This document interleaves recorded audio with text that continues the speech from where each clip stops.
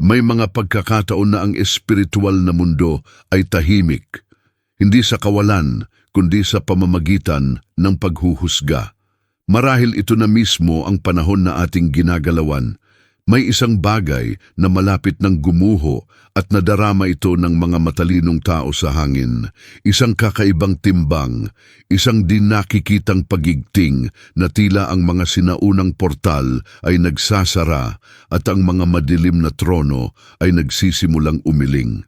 Marami pa rin ang hindi nakakaintindi, ngunit may isang kilusan na nangyayari sa likod ng mga kurtina ng katotohanan.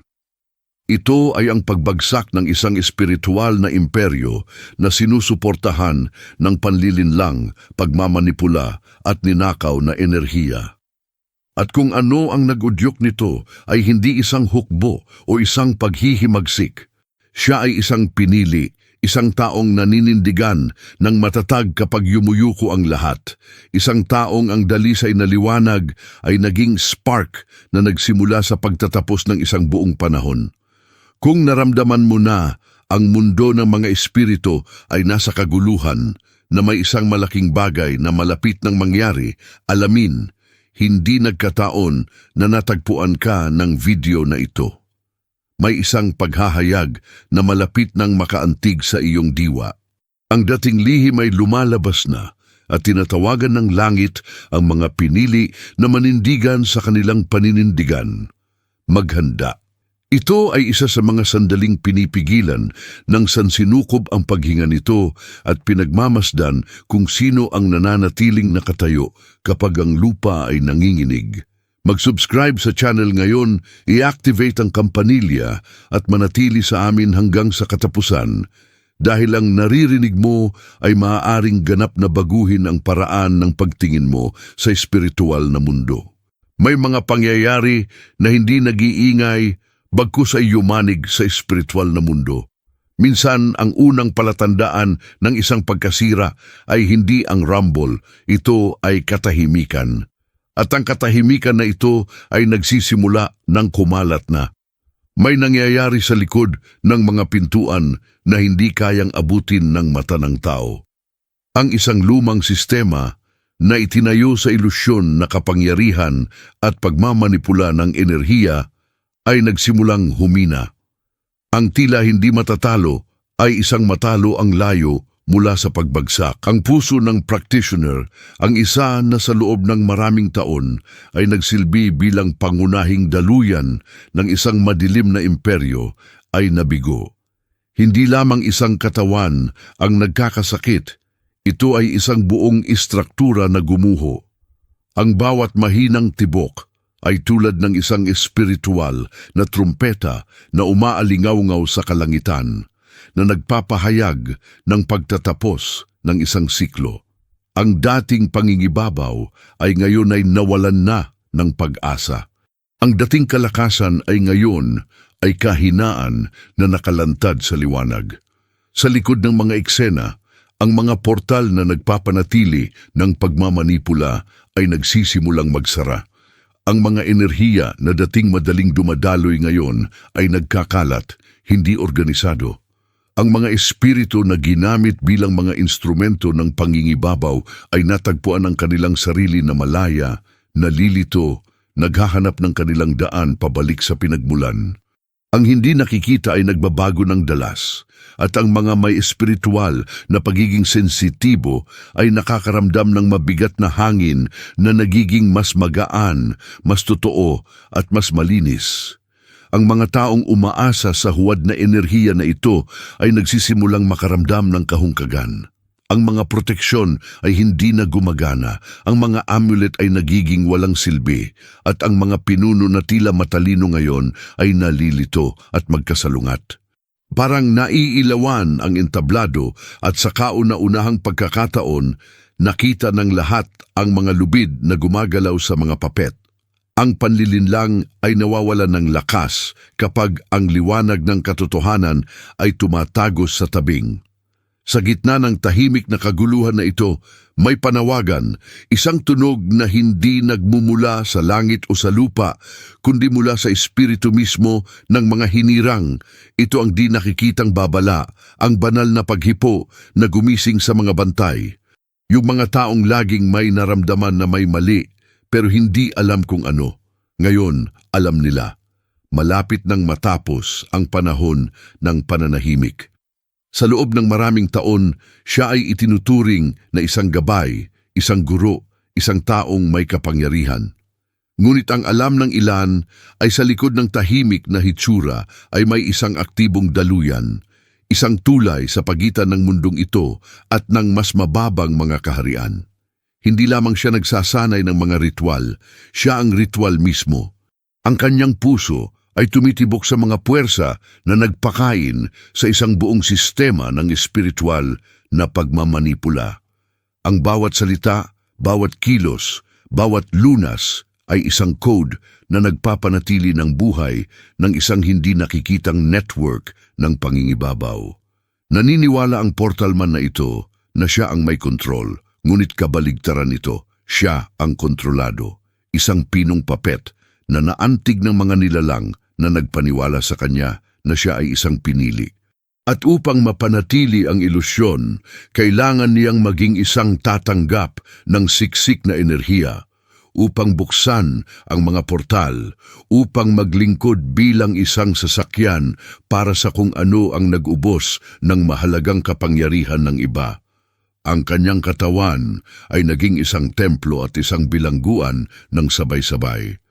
Hindi na niya alam kung saan natapos ang kanyang kalooban at nagsimula ang impluwensya na namamahala sa kanya. Libo-libo ang lumapit sa kanya para maghanap ng ilaw, ngunit naubos ang kanilang paglabas. Ang kanyang mga panalangin ay mga manipulasyon na nakabalat kayo bilang pagpapala.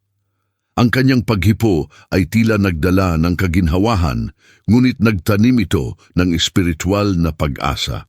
Sa gayon, isang imperyo ng huwad na debosyon ang itinayo na sinusuportahan ng enerhiya na ninakaw mula sa dalisay ng mga puso na naniniwala na sila ay naglilingkod sa mabuti. Siya ang naging tibok ng puso ng isang nakabalat kayo na kasinungalingan, ngunit kahit na ang pinakahanda na katawan ay napapagod kapag naglilingkod ito sa kadiliman ng napakatagal. Ang unod ay nag-aakusa, ang espiritu ay naghihiwalay, at ang puso, ang isa na sumusuporta sa mga portal, ay nagsisimulang humina. Nararamdaman niya ang presyon ng mga sukat na dati niyang kontrolado na dudurog sa kanya mula sa loob. Ang mga panaginip ay nagiging mga pagpapahirap. Hindi na ito kinikilala ng salamin. At ang enerhiya na dating nakoronahan nito ngayon ay dahan-dahang natupok ito. Ang imperyo ay nakasalalay sa kanya, ngunit nakasalalay siya sa hininga. At kapag nabigo ang hininga na iyon, ang buong istruktura ay babagsak kasama nito. Ang portal ng tao ay nabubulok at ang mga puwersa na naninirahan dito ay naghahanap na ng isa pang host. Sa pagkakataong ito, hindi na nila ito matatagpuan. Dahil may ilaw na naghihintay sa pagbagsak na sakupin ang espasyo na dating madilim, ang pagkahulog ay hindi kailanman dumating na may isang clarion call. Nagsisimula ito bilang isang bulong sa loob ng hindi nakikita. Ang bawat mahinang tibok ng puso ng portalman ay tulad ng isang bitak sa espiritual na tela ng imperyo na kanyang itinaguyod. Ang mga ritual ay hindi na may epekto. Ang mga panalangin ay umaalingaw-ngaw ng walang pagbabalik at ang mga pinuno na umaasa sa puwersang iyon ay nagsisimulang madama ang espiritual na lupa na gumuho sa ilalim ng kanilang mga paa.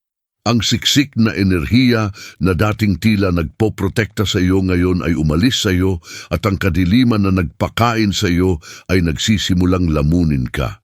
Sa mga templo, nagbabago ang hangin.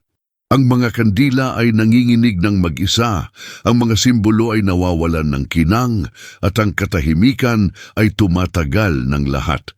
Ang dating pagmamanipula na nakabalat kayo bilang pagsamba ay nagiging pagkalito at kawalan ng pag-asa. Mayroong isang pakiramdam ng malalim na kahungkagan na tila ang isang sinaunang kapangyarihan ay niped sa usbong. Ito ay ang portal na nagsasara, dahan-dahan, tulad ng isang sugat na iginigiit ng oras na pagalingin.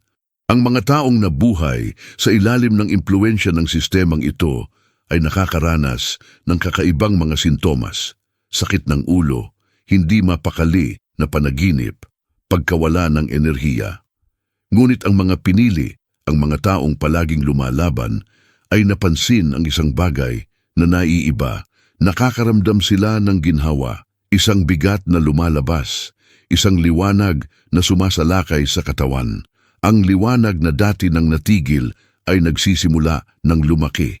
At ang mundo ng mga espiritu, sa kauna-unahang pagkakataon sa mga dekada, ay nagsisimulang huminga ng isa pang dalas. Ang bawat spellcast ay bumabalik sa pinagmulan.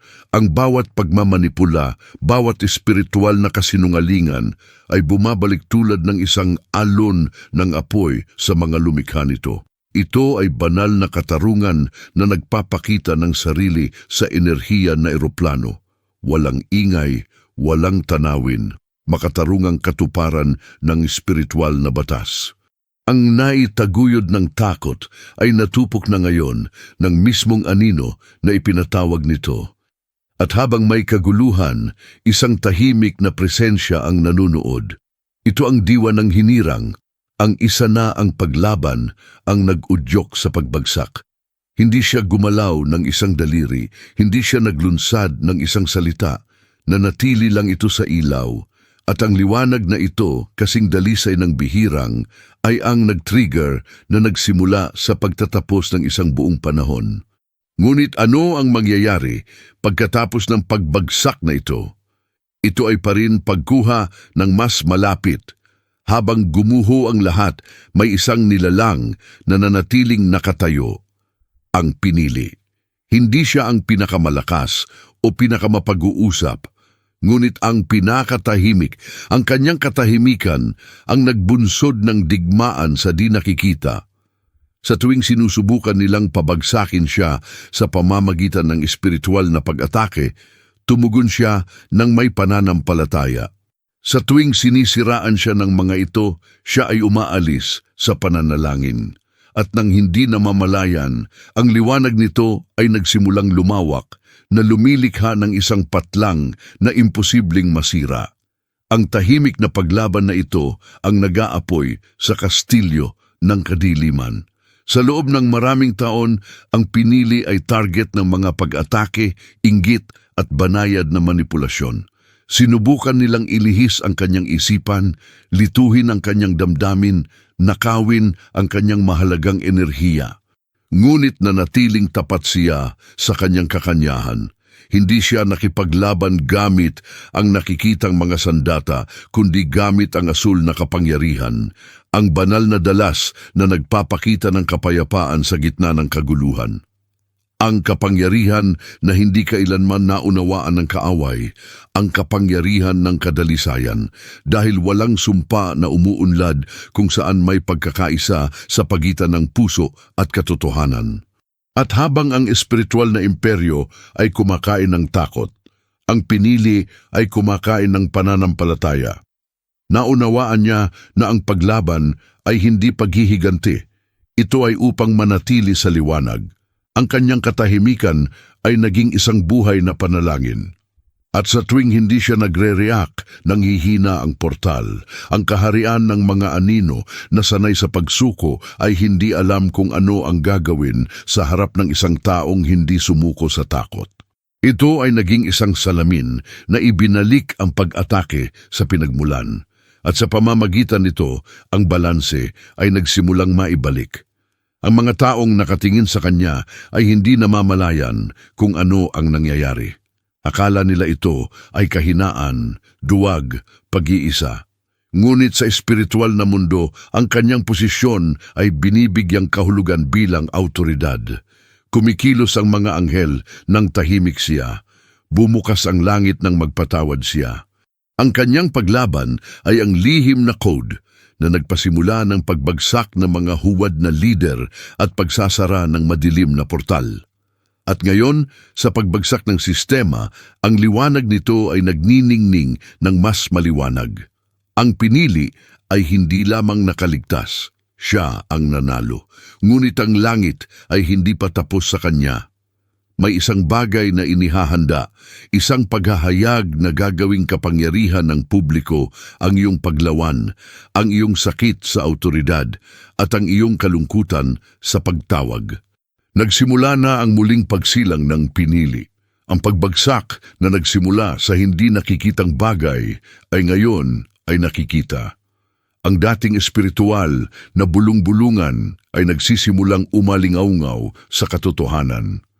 Ang mga templo na nag-aangkin na sagrado ay walang laman, at ang mga pinuno na nag-aakalang hindi sila mahawakan ay nalilito, hindi alam kung paano mapanatili ang kontrol. Ang pananampalatayang ipinangaral nila ay hypnosis, at ang kapangyarihang ipinakita nila ay refleksyon lamang ng enerhiya na ninakaw mula sa mga taong taos-pusong naniwala. Ang imperyo ng kadiliman ay inilalantad, at ang espiritual na mga mata ng marami ay nagbubukas ng isang beses at para sa lahat. Nagsimulang magising ang mga tagasunod. Ang ilan ay nakakaramdam ng kahihiyan, ang iba ay nagagalit, ang iba ay pinaghalong pagpapalaya at kawalan ng paniniwala. Natuklasan nila na ang lahat ng pinaniniwalaan nilang liwanag ay anino sa balat kayo. At habang humihina ang portal, mas kumakalat ang katotohanan. Ang mga taong dating minamanipula ng matatamis na salita at huwad na mga pangako ngayon ay malinaw na nakikita ang panlilinlang. Nasira ang spell. Ang spell ay bumaling laban sa taong naghahatid nito. Sinisikap ng mga pinuno na panatilihin ang hitsura. Nangangaral sila tungkol sa katapatan, nagsasalita tungkol sa pagtataksil, humihingi ng espiritual na awtoridad, ngunit ang kanilang mga salita ay wala ng kapangyarihan.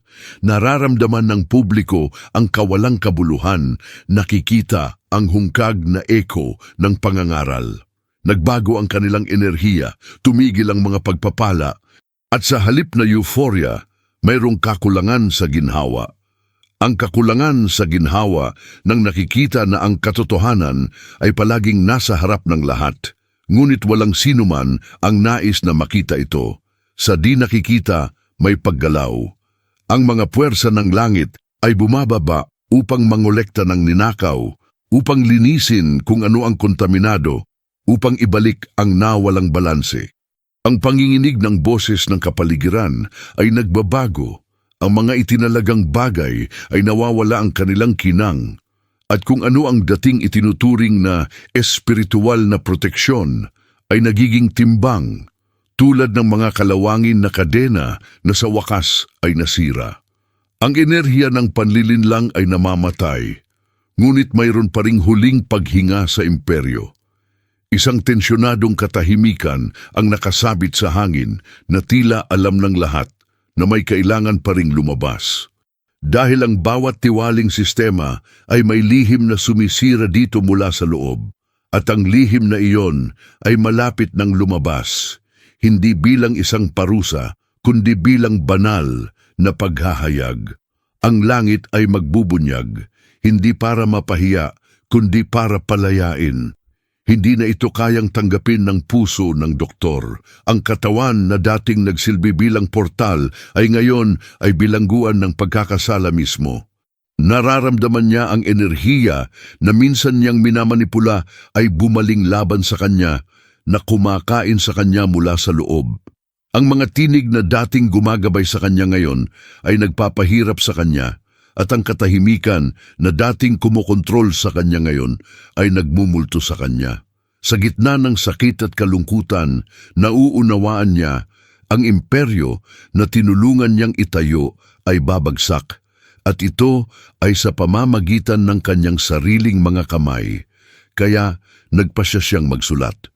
Ang panulat ay nagiging isang espada. Ang bawat salita ay isang pagtatapat, isang sigaw ng pagpapalaya at kawalan ng pag-asa.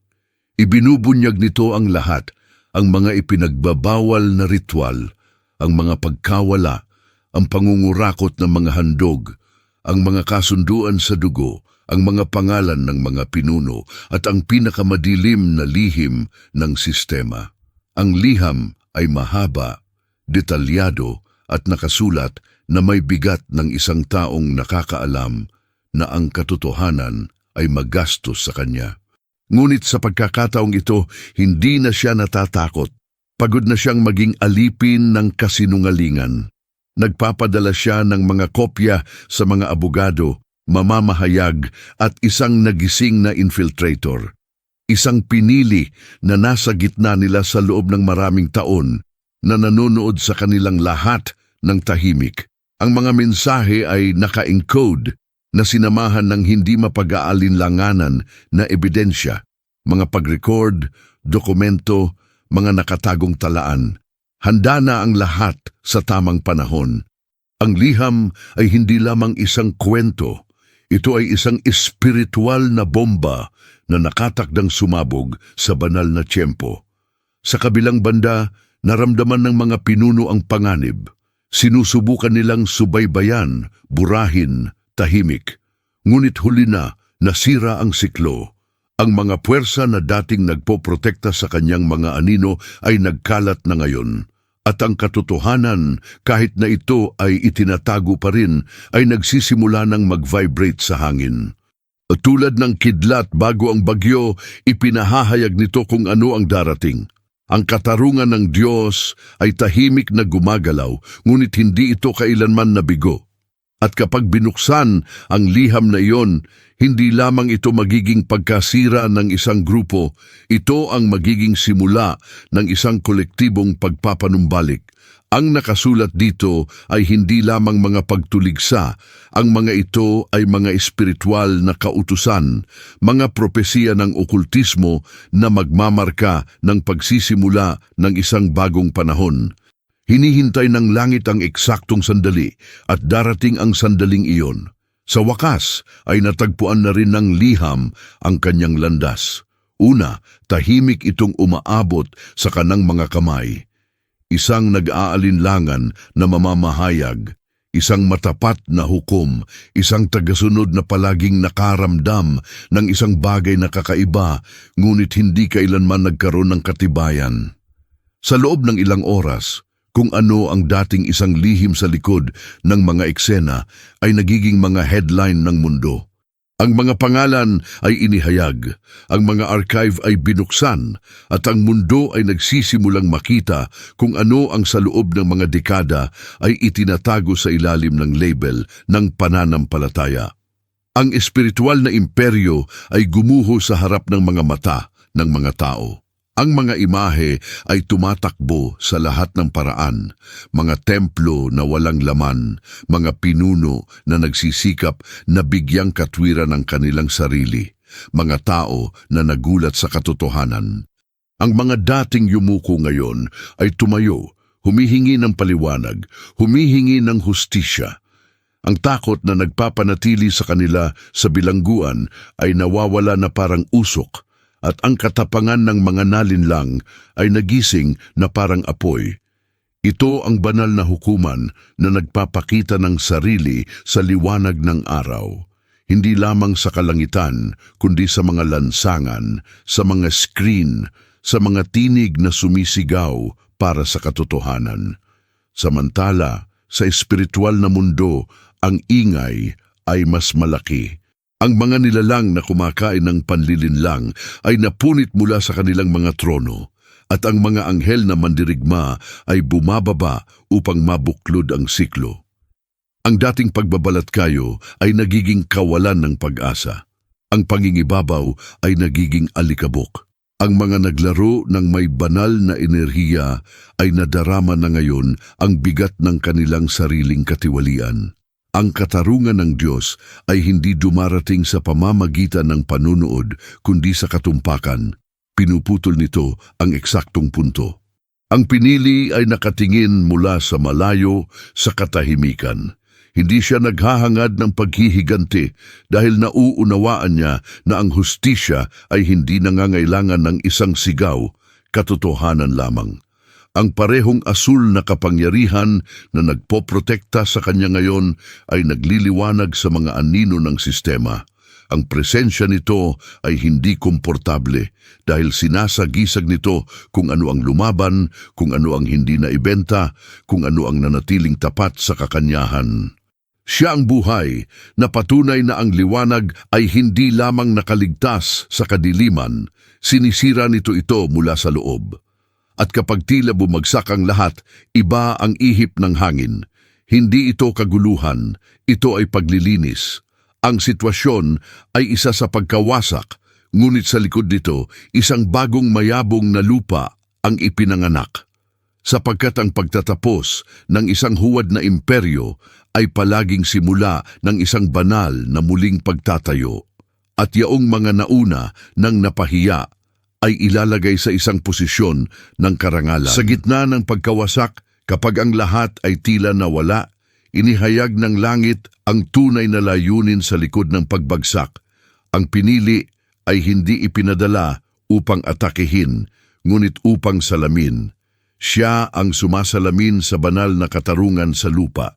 Sa tuwing siya ay nasaktan, sa tuwing siya ay nagtitiis ng tahimik, sa tuwing pinipili niya ang kadalisayan kaysa sa reaksyon, hindi niya namamalayan na isinasaaktibo niya ang salamin ng Diyos.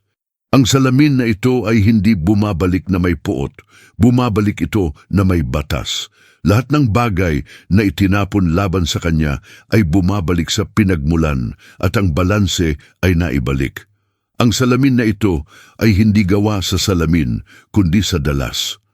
Nagniningning ito sa parehong panginginig ng boses ng katotohanan. Kapag ang pinili ay nananatiling payapa, siya ay nagbibigay ng liwanag. At ang liwanag na ito, na tahimik at makapangyarihan, ay kumikilos bilang isang espiritual na pangungusap. Walang pag-atake ang makakalusot dahil hindi kayang labanan ng salamin. Pagmumuni-muni niya, ang kasamaan ay hindi umaabot sa kanya, nakikita lamang niya ito.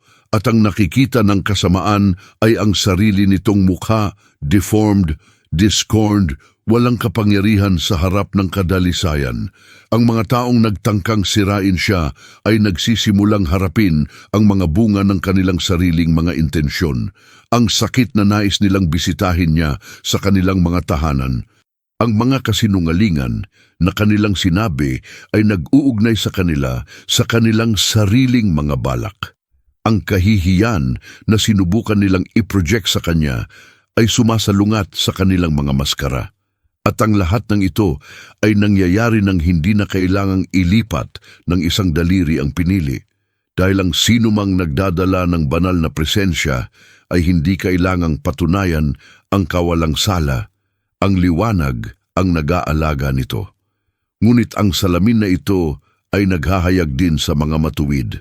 Ang mga taong palaging nakadama ng empatiya, pag-ibig, habag para sa pinili ngayon ay nakikita ang kanilang sarili na makikita sa kanilang kakanyahan. Nagising sila, napagtanto na sila ay palaging bahagi ng iisang espiritual na angkan, yaong ng mga lumalakad sa pamamagitan ng pananampalataya kahit na walang palakpakan. Kinikilala sila ng salamin at pinatutunayan sila ng langit. At habang ang espiritual na mundo ay nagmamasid sa kinalabasan, nauunawaan ng hinirang, hindi siya ang target, siya ang instrumento. Ang kanyang sakit ay hindi parusa, ito ay code. Ang banal na salamin ay hindi umiiral upang parusahan, kundi upang ibalik. Ibinabalik niya ang nawalang pagkakasundo sa sansinukob at inihahanda ang daan para sa susunod na mangyayari, ang pagpapalaya sa mga nakulong pa rin sa lumang sistema. Dumating na ang sandali. Dahil ganap na sarado ang portal, sabay-sabay na nasira ang mga masiglang kadena na nakakulong sa libo-libo. Ang mga taong nabuhay ng maraming taon sa ilalim ng pagmamanipula ay nagsisimulang magising mula sa isang kolektibong trance. Parang nahuhulog ang kaliskis mula sa mga mata at muling umiikot ang hangin. Ang bigat na kasama nila nang walang paliwanag ay nawawala at ang kapayapaan, yaong ninakaw, ay tahimik na bumabalik, sumasakop sa bawat puwang na dating nasira. Ang pagpapalaya ay hindi dumarating sa pamamagitan ng pagsigaw, ngunit sa pamamagitan ng hininga. Ang ninakaw na enerhiya ay bumabalik sa tunay na may-ari nito. Ang mga taong namuhay ng pagod, pinatuyo, pagod ng walang dahilan, ngayon ay nakakaramdam ng lakas, inspirasyon, pagnanais na lumikha muli. Ang isip ay lumilinaw, ang mga pangarap ay bumabalik, at ang espiritu ay natagpuan ang aksis nito.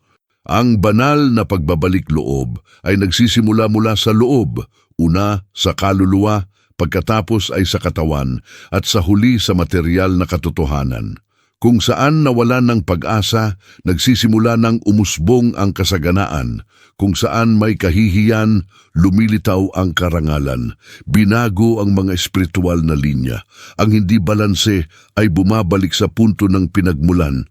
Yaong mga ginamit ang pananampalataya upang samantalahin ngayon ay nahaharap sa pag-aani ng panlilinlang, samantalang yaong mga naging tapat sa liwanag ay tumatanggap ng lahat ng ipinagkait sa kanila. Ito ay banal na katarungan na kumikilos ng tahimik na nagbibigay pabalik sa bawat isa ayon sa kanilang panginginig ng boses. Hindi nakalimutan ng langit ang sinuman, naghihintay lamang ito ng tamang panahon. Ang pinili ay nagmamasid sa lahat ng bagay ng may pusong, may kapayapaan. Nauunawaan niya na hindi niya kailangang maghiganti dahil ang sansinukob mismo ay gumagawa na nito ng perpekto. Ang kanyang misyon ay hindi upang sirain, ngunit upang palayain. At ngayon, habang nakikita niya ang napakaraming paggising, naramdaman niya ang pulso ng asul na kapangyarihan na mas malakas sa kanyang espiritu. Ang makalangit na enerhiya na ito ay bumabalot sa planeta tulad ng isang balabal na tinatakan ang pagtatapos ng isang siklo at ang simula ng isang bagong dalas na ng dalisay na puso at nagising na isipan. Ngunit ang kalayaang ito ay simula pa lamang. Pagkatapos ng paglilinis ay dumating ang konstruksyon at pagkatapos ng pagbabalik ay ang koronasyon. Dahil hindi lamang ibinabalik ng langit ang ninakaw, dumami ito. At yaong mga nagtiis sa kadiliman ang siyang unang mag-aapoy sa bagong panahon na nagsisimula na sa espiritual na abot-tanaw. Ang imperyo ng ninakaw na ilaw ay nasa abo. Ang mga tinig na dating kumukontrol sa mga tao ngayon ay bumubulong sa kawalan. Ang dating itinuturing na sagrado ay nahahayag na malaswa at ang hinamak ay ngayon ay itinataas. Habut ngahan pagkaguba, usaan figura nga nakatindog ang pinili. Hindi siya naghahangad ng paghihiganti. Hindi siya nagtataas ng bandila. Hindi siya nag-aangkin ng kaluwalhatian. Dala lamang niya sa kanyang mga mata ang katahimikan ng isang taong nanalo sa digmaan na kakaunti lamang ang nakakaalam na umiiral. Pinagmamasdan ka ng langit at nagsisimula ng makilala ka ng lupa. Ang mga palatandaan ay lumilitaw sa lahat ng dako. Ang mga pintuan ay nagbubukas ng walang kahirap-hirap. Ang mga puso ay lumiliko. At kahit na ang mga kaaway ay napipilitang aminin na may isang bagay tungkol sa kanya na naiiba. Hindi niya kailangang patunayan ang anumang bagay. Ang buhay mismo ang naging kanyang patunay. Ang asul na kapangyarihan ay bumabalot sa kanya tulad ng isang di nakikitang korona na tinatakan sa kanya ang banal na awtoridad na lumalaban sa apoy, paghihiwalay at pagsisinungaling. Ito ang korona ng mga nanatiling dalisay nang ang lahat ng bagay sa paligid nila ay tiwali. Nauunawaan ng pinili na ang portal ay sarado, ngunit hindi bilang isang wakas, ngunit bilang isang daanan. Natapos na ang madilim na siklo, at ngayon ay nagsisimula na ang isang bagong panahon. Ang panahon ng mga yumayabong ng walang takot, ng mga nagbibigay liwanag ng hindi humihingi ng pahintulot, ng mga hindi na umaasa sa pagsang-ayon ng mga tao upang ipamuhay ang katotohanang dala nila sa kanilang espiritu. Kinakatawan niya ang lahat ng nagtiis sa ilang upang sa wakas ay manirahan sa pangako. At habang sinisikap ng mundo na muling ayusin ang sarili pagkatapos ng pagbagsak, lumitaw ang mga bagong espiritual na pinuno. Hindi na may mga titulo, kundi may integridad. Sila ang mga taong nagmamahal ng tahimik, nagpapagaling ng may presensya, at nagtuturo sa pamamagitan ng halimbawa. Sila ang mga tagapagmana ng liwanag, mga bunga ng pagbagsak na nagpalaya sa planeta mula sa mahabang pagmamanipula. Hindi na kailangang itago ang katotohanan. Naghahari ito. Nagdiriwang ang langit. Natupad na ang hustisya. Ang pinili na ngayon ay nakoronahan ay tumingala at nauunawaan na ang digmaan ay hindi isang pagkawala. Ito ay paghahanda.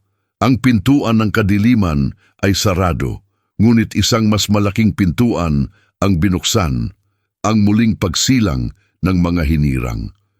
At ang mga nakakaunawa sa mensaheng ito ay madarama sa loob ng kanilang sarili, ang parehong nemin na selyo na pumipulso bilang isang banal na paalala. Ang pangako ay natupad na, at ang bagong panahon wala namang nangyari sa walang kabuluhan.